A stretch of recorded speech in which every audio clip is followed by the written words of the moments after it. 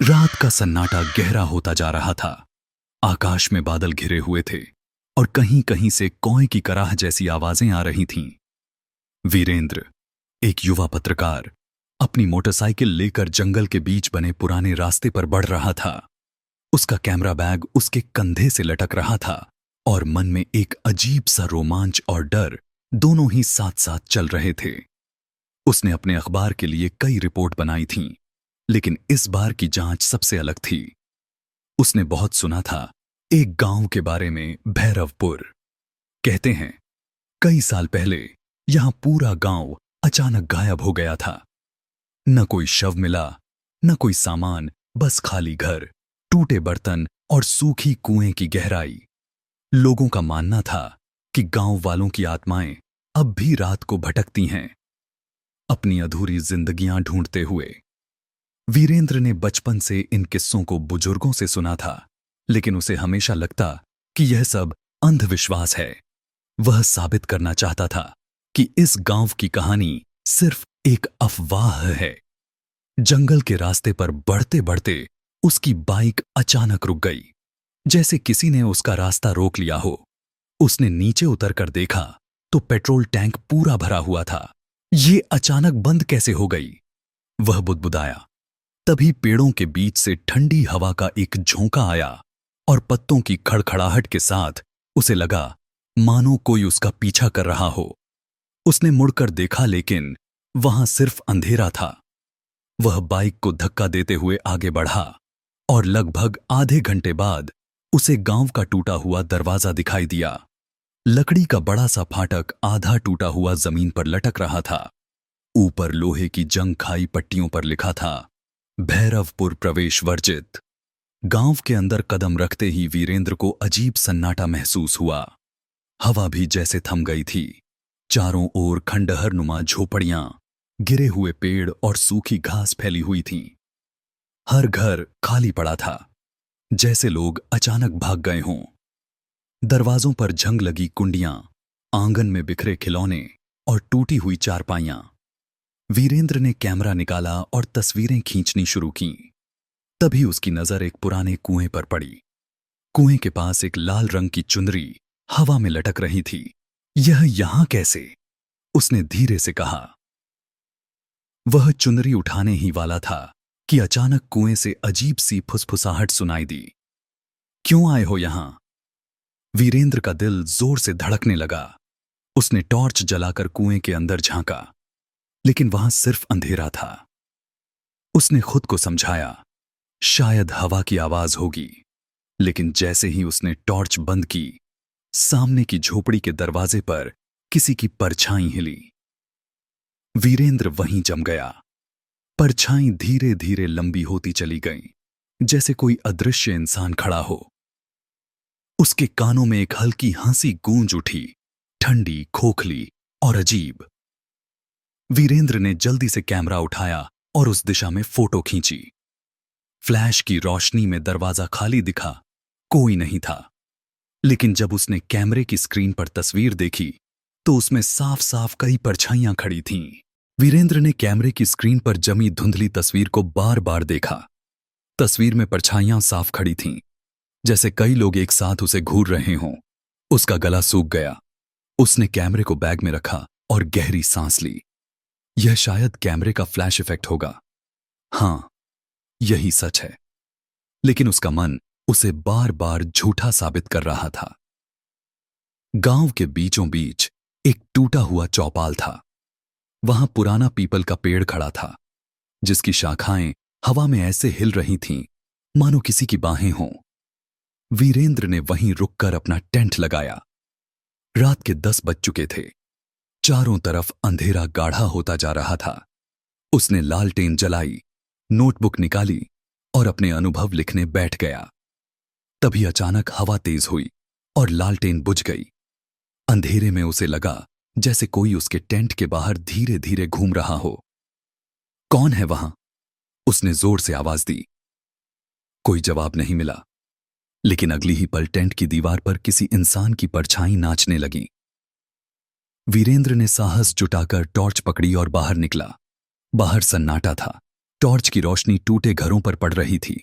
हर दरवाजा उसे घूरता हुआ सा लग रहा था। अचानक पीछे से किसी ने उसके कंधे पर हाथ रखा। वह चौंक कर पलटा, लेकिन वहां कोई नहीं था। उसके पांव कांपने लगे। तभी उसे बच्चे के खिलखिलाने की आवाज सुनाई दी, एकदम पास से। उसने टॉर्च घुमाई और देखा आंगन में टूटी हुई गुड़िया पड़ी थी, लेकिन वह गुड़िया अपने आप हिल रही थी। वीरेंद्र का खून जम गया। उसने जल्दी से कैमरा निकाला और फोटो खींची।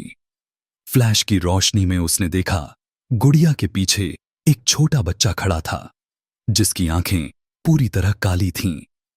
वीरेंद्र चीख पड़ा और पीछे हट गया, लेकिन जब उसने दोबारा देखा, वहां सिर्फ टूटी हुई गुड़िया थीं। बच्चा गायब। उसने टॉर्च कांपते हाथों से संभाली और धीरे धीरे आगे बढ़ा।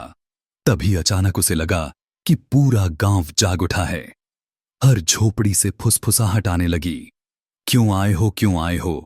पीपल के पेड़ की शाखाओं से लटकी परछाइयां लंबी होकर जमीन तक आने लगीं। ऐसा लग रहा था मानो सैकड़ों लोग उसके चारों ओर खड़े हैं, लेकिन सबके चेहरे अंधेरे में छुपे हुए हैं। वीरेंद्र के पैर जैसे जमीन में गड़े जा रहे थे। उसका कैमरा अचानक अपने आप चालू हो गया और लगातार क्लिक करने लगा। वह घबरा कर भागा और चौपाल से निकलकर गांव के दूसरे छोर की ओर दौड़ा। लेकिन जो भी रास्ता वह पकड़ता, वह वापस उसी पीपल के पेड़ के नीचे पहुंच जाता।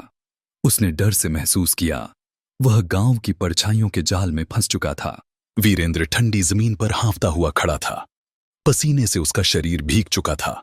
वह बार बार चारों ओर देखता, लेकिन हर बार वही पीपल का पेड़ सामने खड़ा मिल जाता, मानो पूरा गांव एक भूल भुलैया बन गया हो। उसने खुद को समझाने की कोशिश की, नहीं, मैं डर के कारण रास्ता भटक रहा हूं, ये सब मेरे दिमाग का खेल है। लेकिन तभी उसके कैमरे से अचानक आवाज आई, क्लिक क्लिक क्लिक। बिना किसी के दबाए कैमरा लगातार तस्वीरें खींचने लगा। वीरेंद्र ने कांपते हाथों से कैमरा उठाया। स्क्रीन पर जो तस्वीरें नजर आईं, उन्हें देखकर उसकी रूह कांप गई। हर तस्वीर में वही दृश्य था, गांव के चौपाल में खड़े सैकड़ों गांव वाले, पर उनकी आंखें खाली थीं, जैसे काले गड्ढे। चेहरों पर कोई भाव नहीं, और हर तस्वीर में सबके होठों पर सिर्फ एक शब्द लिखा हुआ दिख रहा था, शाप। वीरेंद्र घबराकर कैमरा नीचे फेंकने ही वाला था कि तभी पीछे से एक भारी आवाज आई, भागने से कुछ नहीं होगा। वह मुड़कर देखता है, एक बूढ़ा आदमी फटे कपड़े पहने, टूटी लाठी पर झुका हुआ उसके सामने खड़ा था। वीरेंद्र हांफते हुए बोला, तुम इंसान हो या? बूढ़ा धीमी हंसी हंसते हुए बोला, मैं वो हूं जो अभी भी जिंदा है, लेकिन मरने से भी बुरा जीवन जी रहा हूं। वीरेंद्र ने साहस जुटाकर पूछा, यह गांव, यहां के लोग कहां गए? सब क्यों गायब हो गए?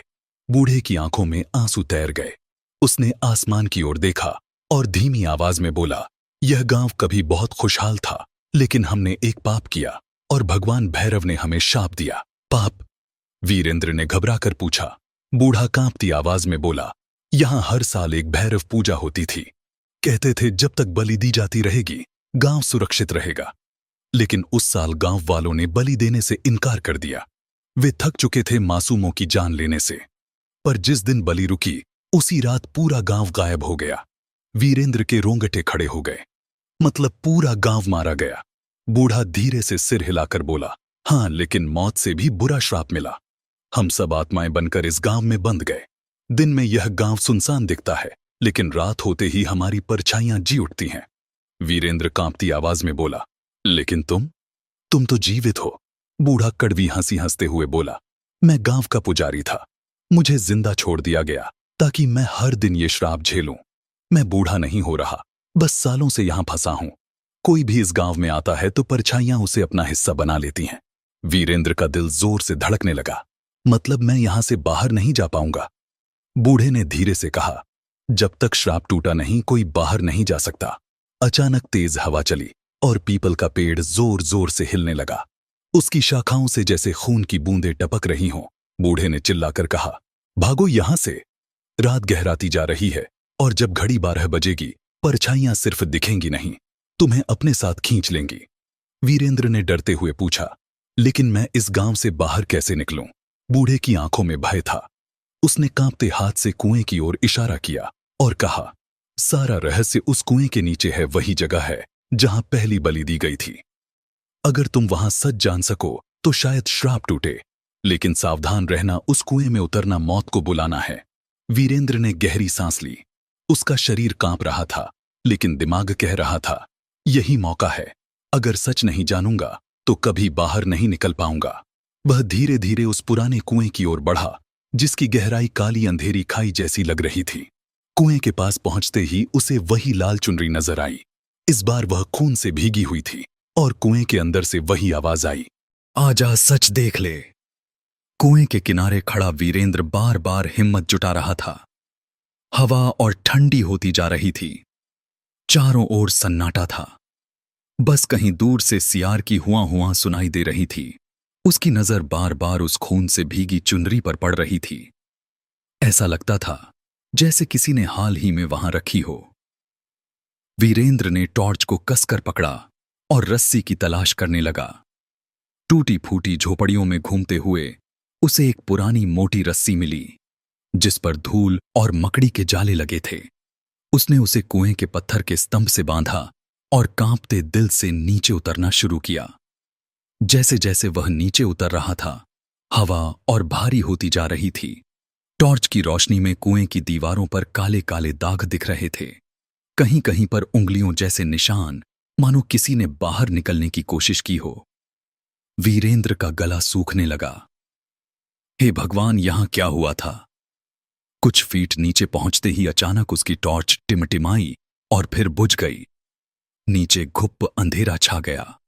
उसी अंधेरे में उसे लगा कि कुएं के अंदर कोई सांस ले रहा है, बहुत भारी, बहुत धीमी सांसें। उसने जल्दी से टॉर्च दोबारा चालू की। रोशनी पड़ते ही उसने देखा, दीवार पर खून से लिखी हुई इबारत चमक रही थी, हमारी बलि क्यों? वीरेंद्र का सीना जोर जोर से धड़कने लगा। जैसे ही वह और नीचे उतरा, अचानक उसे रस्सी हिलती हुई महसूस हुई, मानो कोई ऊपर से रस्सी काटने की कोशिश कर रहा हो। Oh shit! वीरेंद्र बुदबुदाया और तेजी से नीचे उतरता चला गया। आखिरकार उसके पैर कुएं के तल से टकराए। वहां जमीन गीली और कीचड़ जैसी थी।